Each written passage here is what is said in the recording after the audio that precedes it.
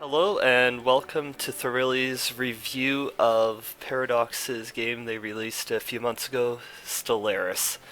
It is a grand strategy game, also with a bit of exploration, kind of like Civilization, but based in space. If you're not familiar with Paradox Interactive, they are known for their grand strategy games, which may not be for everyone. There can be a lot of sitting around while waiting for things to finish. However, they are excellent games. So let's first take a look. I'm just going to go to a new game here for these, essentially the civilization that you can play. These ones down here are the ones that are pre-created, but you can create your own. Just going to go into one here and show you your choices for when you're creating a race, which has taken me up to half an hour. So first off, you've got your appearance. You've got 6 different general species, and then a bunch of other ones to look at. So you got your mammalian, your reptilian, etc., which is great. This has absolutely no bearing on the game, just what you feel like you want your race to look like. Then, of course, your name that you get to set. Then they've got nameless. You can mod in your own nameless. Now, the traits are interesting. So you're given 2 points to begin with, and then anything that would be considered advantageous cost points, and anything like, say for example, slow learners, your experience gain for your leaders is minus 25%, gives you points back, so you can get more than just 2 points worth. This one I only picked 3. You can pick up to 4 traits. Ruler just changes what they look like, male, female, name. Again, that doesn't bear anything other than role playing. So you've got your 7 types of homeworlds: desert, arid, tundra, arctic, ocean, continental, which would be like Earth, and tropical. This does somewhat affect your gameplay. Your homeworld will be desert world, and those are the only ones you can colonize off the start. You can then research other ones to be able to colonize later in the game. City appearance just shows up in the background when you greet other empires. Government and ethics. You've got a bunch of different ethics. You can spend up to 3 points. The fanatics cost 2. So then you can only have 1. And your government is based on what ethics you take as to the type of government you can have.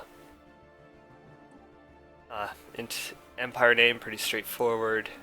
Your flag, which is here, just basic choices. Again, it shows up in the background of your empire.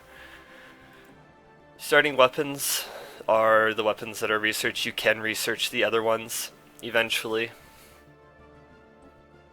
Your faster than light method. So I played the first few games on warp.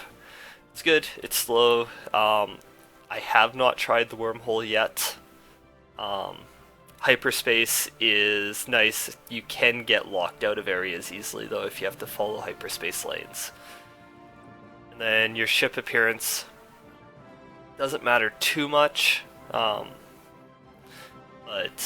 they do, when you zoom in, they do look different. So that's everything that you can change. There's a lot of playing around with that for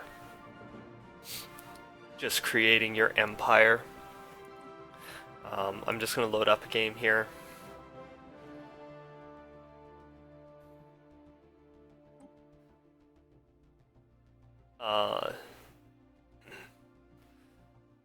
So this is what your initial place will start. You start with pretty much you're just one you've just got into interstellar space travel, so you have to still survey your whole system.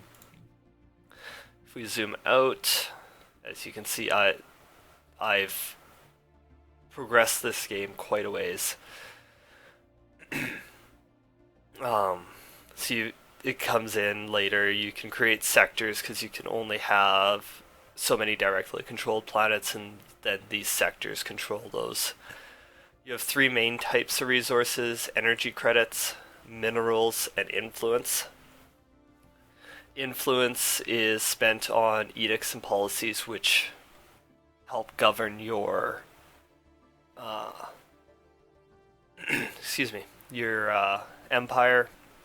Minerals are what you mainly use for building ships, buildings on your planets, on the surface of your planet.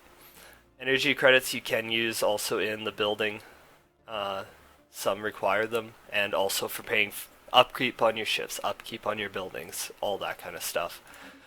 You got three different types of engineering for your research. You can research three different technologies at once.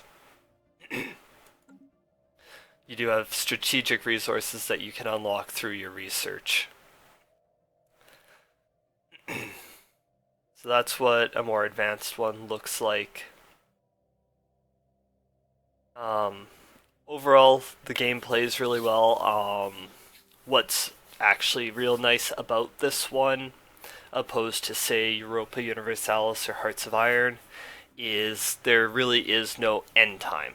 There is endgame. I have an endgame event happening right now, which I'm kind of in trouble in this game on, where a civilization from another galaxy has come into this galaxy and they are very advanced. My main fleet is trapped right now. So they are expanding unchecked. So that is one of the endgame events, but you beat that. You can keep going until you've created this, whereas the other historical campaigns have a set end time, end date. So let me just exit out of this one, and I will start I'm